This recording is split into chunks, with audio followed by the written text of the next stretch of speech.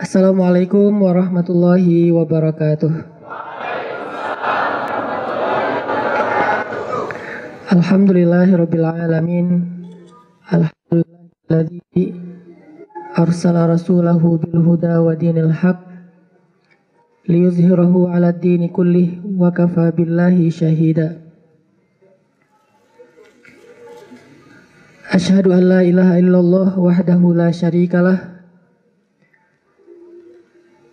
lahul mulku wa lahul hamd biyadihil khair wa huwa ala kulli syai'in qadir. Wa asyhadu anna Muhammadan abduhu wa rasuluh alladzi la yantiqu 'anil hawa in huwa illa wahyun yuha.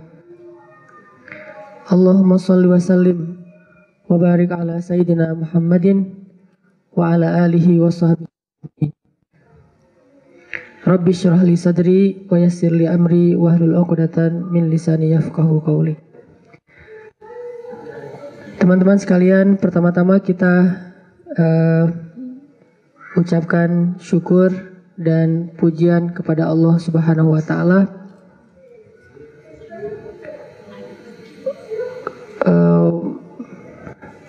Nikmat yang Allah kasih kepada kita itu sebagian besarnya emang gak kita bisa sadari, tapi benar-benar ada dalam kehidupan kita. Terutama nikmat iman dan Islam. Teman-teman tahu gak kenapa banyak khatib, banyak ustadz selalu ngomong kayak gitu? Kayak banget kan ya? Kalau ustadz yang lain mungkin ngomong kayak gitu ada maknanya. Saya mah karena nervous.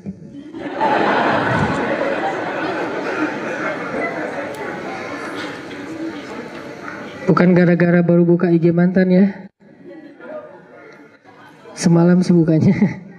Enggak. Kenapa nikmat iman dan Islam itu kayak selalu disebut-sebut sebagai nikmat paling besar? Karena cuman nikmat ini yang membuat kita bisa bahagia di dua alam.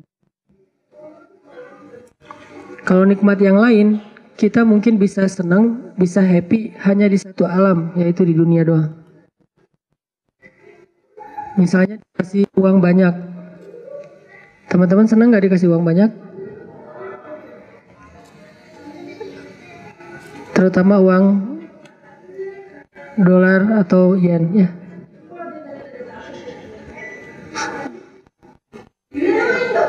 Kalau misalnya di antara teman-teman ada yang merasa bahwa dunia mah gak usah terlalu dikejar.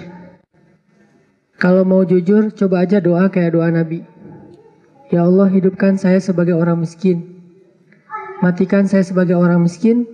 Bangkitkan saya bersama orang miskin. Berani gak doa kayak gitu? Itu doa satu-satunya yang saya gak berani.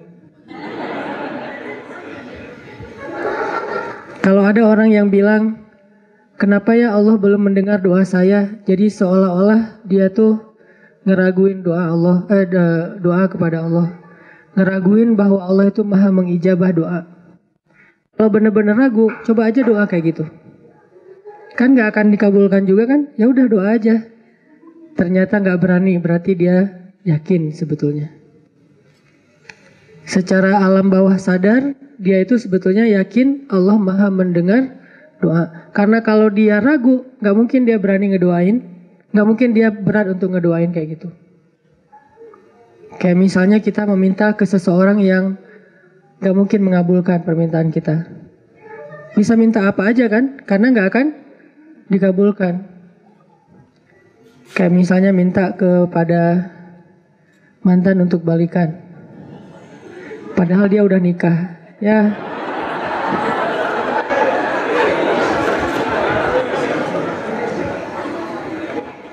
Belum bisa move on ya. Kepo, terus stalking, nyariin. Nemu ternyata postingan terakhir di pelaminan.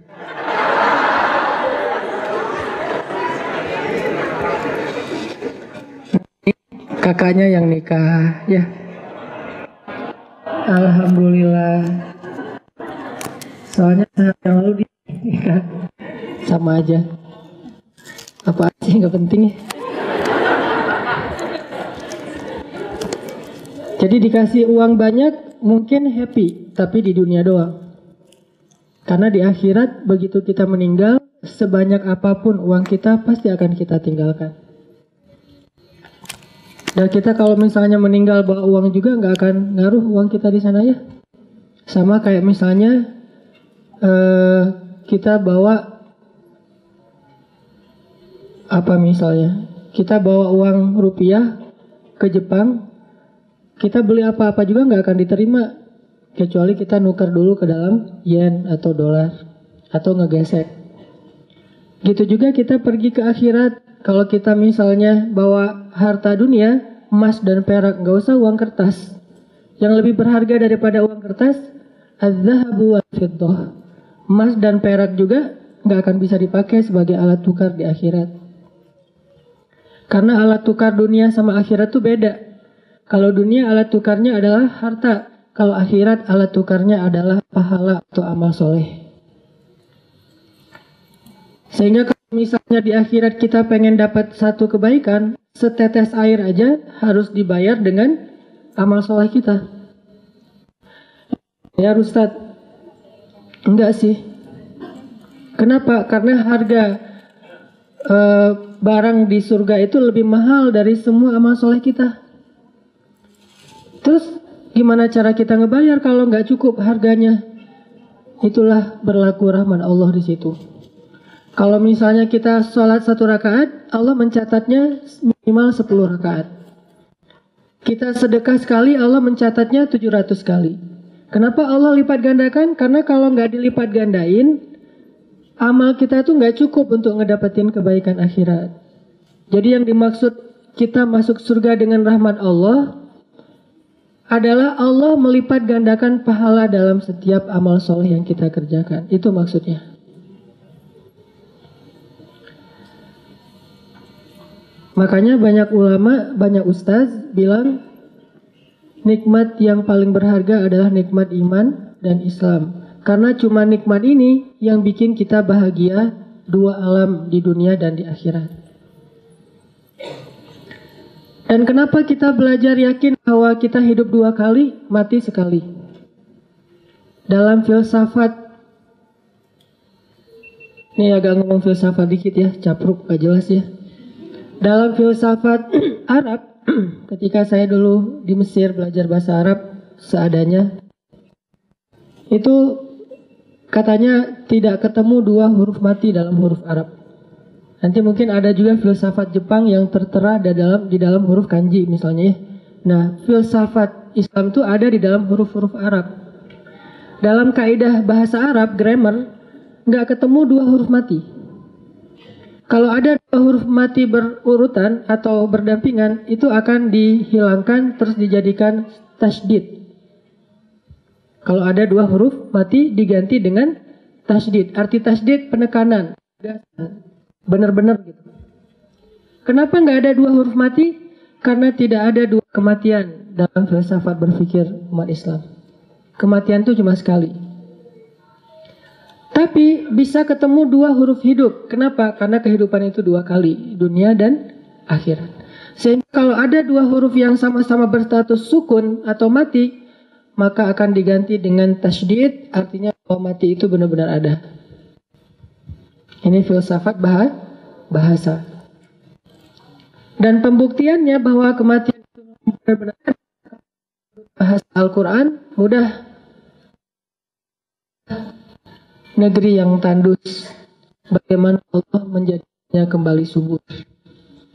Yang tadinya tidak ada satu benih pun, tidak ada satu pohon pun, tiba-tiba menjadi sebuah oasis, sebuah tempat bagi orang bernaung. Ada airnya, ada pohonnya, ada buah kormanya, segala macam. Perhatikanlah itu, maka begitulah kehidupan di akhirat. Allah juga nyuruh kita untuk memperhatikan bagaimana kita diciptakan.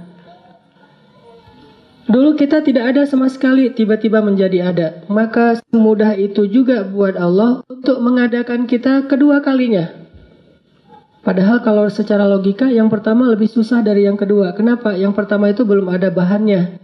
Yang kedua udah ada, tinggal disusun lagi nih.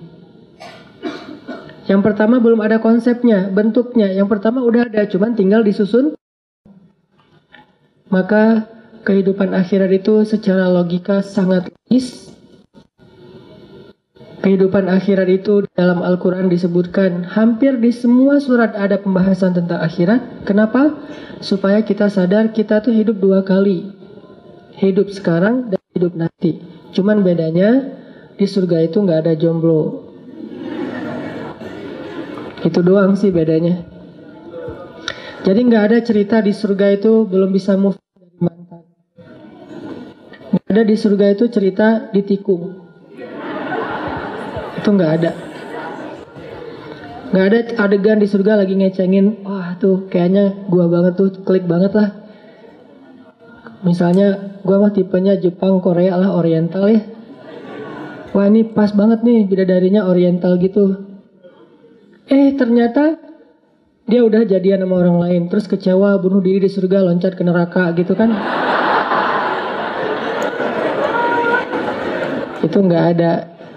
Karena kenapa? La khaufun 'alaihim wa la hum yahzanun. Itu sifat umum dari kehidupan di surga. La khaufun wa la hum yahzanun. Nggak ada rasa takut, nggak ada rasa kecewa. Jadi di surga itu nggak bakalan dikecewain. Kok kamu gitu sama aku? Nggak ada itu di surga. Iya kamu. Nggak ada kayak gitu-gituan di surga. La khaufun 'alaihim wa la hum yahzanun. Yang ada